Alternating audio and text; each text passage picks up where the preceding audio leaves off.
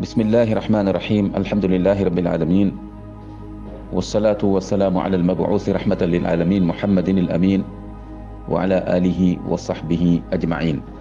Méditation de Ramadan, invocation et jeûne.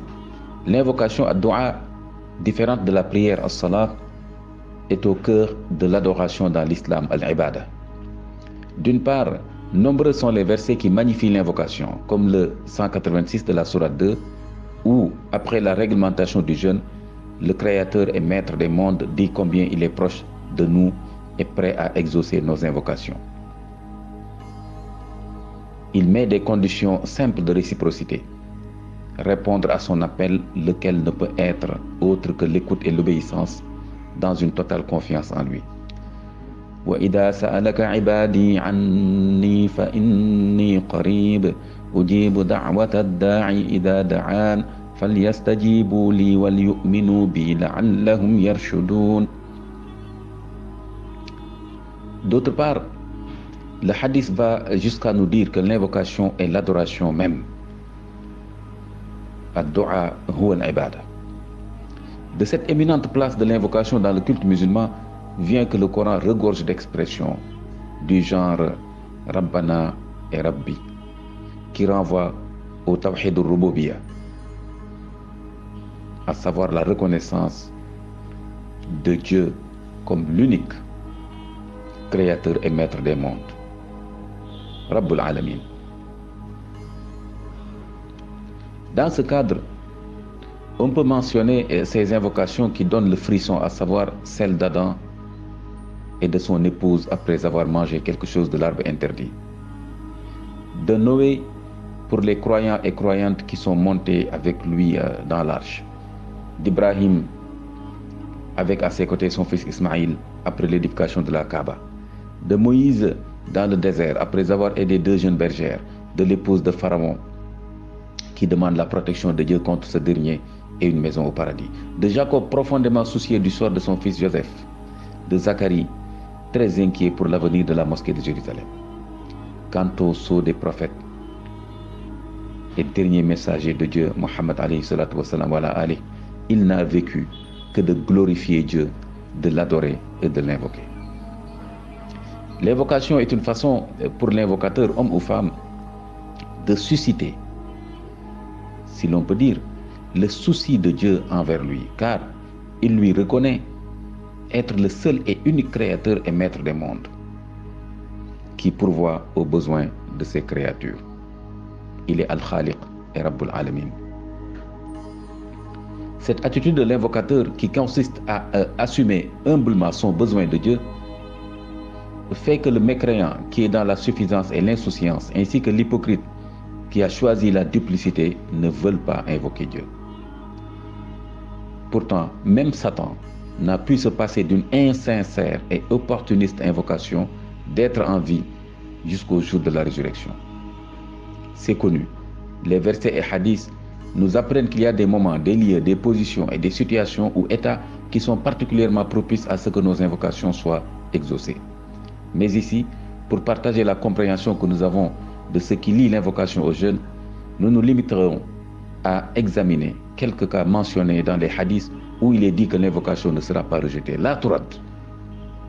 Dans ces cas, il est question de ce que nous appelons un invocateur, entre guillemets, qui est en train de. L'invocateur qui est en train de gouverner dans la justice. L'invocateur qui est en train de subir les préjudices de son oppresseur. L'invocateur qui est en train de voyager et l'invocateur qui est en train de jeûner.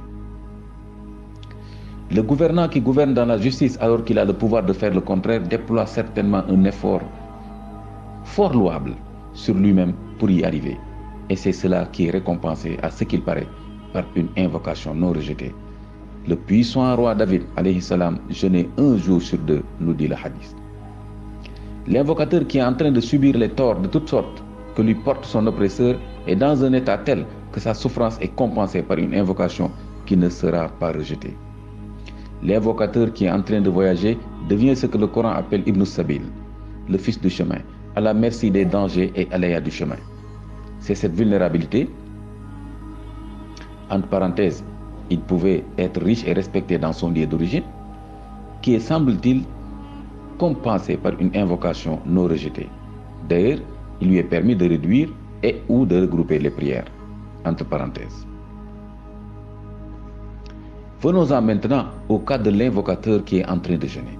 Les hadiths indiquent que durant la journée du jeûne et au moment de la rupture, son invocation n'est pas rejetée. Grosso modo, l'analogie avec les cas précédents conduit à se dire qu'il est en train de déployer un effort inouï contre ses passions et envies afin de se rapprocher de Dieu par le truchement de la taqwa, la crainte révérentielle. La'allakum tattaqun. Vous vous souvenez du verset. Ya ayyuhalladhina amanu kutiba alaykumus siyam kama kutiba alal ladhina min qablikum la'allakum tattaqun. Cette lutte contre l'appel du nafs fait que le jeûneur est dans un état spirituel tel qu'il est récompensé par une invocation non rejetée. En effet, Dieu exauce les muttaqin. Innama yataqabbalu Allahu lil muttaqin. Et voici que le jeûneur est en train d'apprendre à se mouler dans la vertu cardinale de taqwa.